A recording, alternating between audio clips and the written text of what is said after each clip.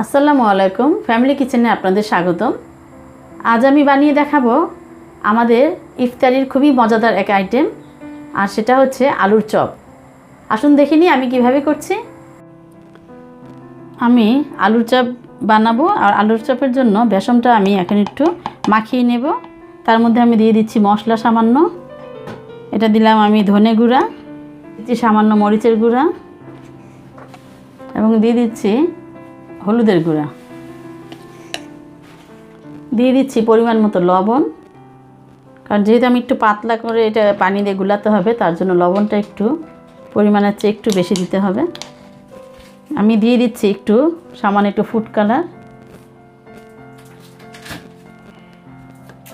আমি দিয়ে দিচ্ছি সামান্য আদা বাটা। আমি এখন খুব ভালোভাবে এই বেসমের মিশ্রণটি মাখিয়ে নেব মশলাটা। আর আমি এখন পানি দিয়ে দিচ্ছি। পানিটা নর্মাল পানি দিতে হবে, কোনো গরম পানিও না, কিছু না। নর্মাল পানি দিয়ে আমি এটা আস্তে আস্তে মাখিয়ে নেব। আমি এটা আস্তে আস্তে পানি দিয়ে আমাকে পরিমাণটা ঠিক করে নিতে হবে।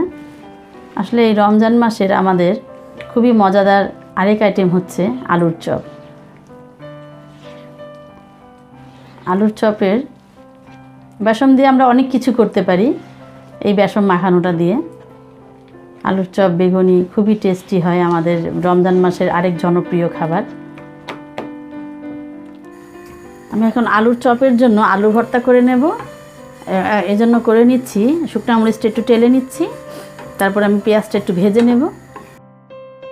আরেকটা চুলাতে আমি আলু সিদ্ধ বসিয়ে দিয়েছি, কারণ পেঁয়াজটা ভেজে দিলেই বেশি টেস্ট হয়। পেঁয়াজটা আমি লাল করব, বেরেস্তার পেঁয়াজের মতো করব আমি। পেঁয়াজটা ভেজে আলু ভর্তা করে সেটা চপ করলে মজা হয়। আমি এখন একটু লবণ নিয়েছি এবং লবণ নিয়ে আমি এখন মরিচ আর শুকনো মরিচটা, পেঁয়াজ এবং পেঁয়াজ ভাজাটা, শুকনো মরিচটা মাখিয়ে নিচ্ছি।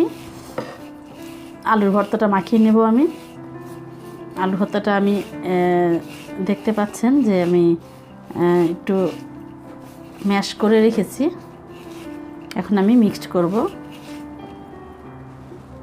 এটার সাথে মিক্সড করে নেব।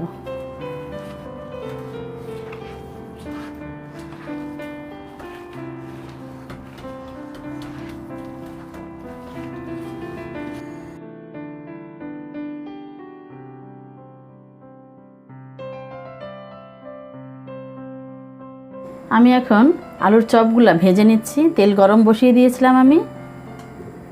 তেল হয়ে গিয়েছে গরম। তেল গরম একটু দেখে নিই তেল গরম হয়েছে কিনা। হ্যাঁ, তেলটা গরম হয়ে গিয়েছে। এখন আমি আলুর চপগুলা দিয়ে দেব।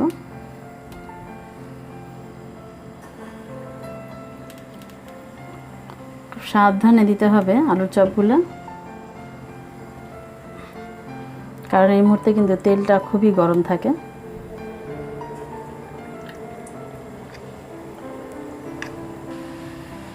খুব ভালোভাবে ভাজা হয়ে গিয়েছে।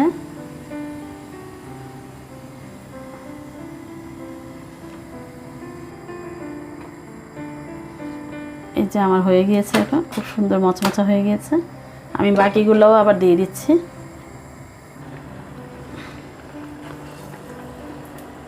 খুবই সাবধানতা অবলম্বন করে ঢালতে হবে, কারণ তেল আছে অনেক বেশি।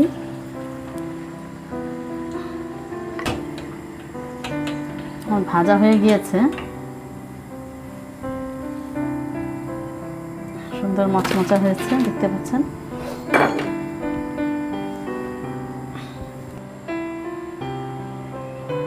আমি এখন পরিবেশনের জন্য নিয়ে নিয়েছি।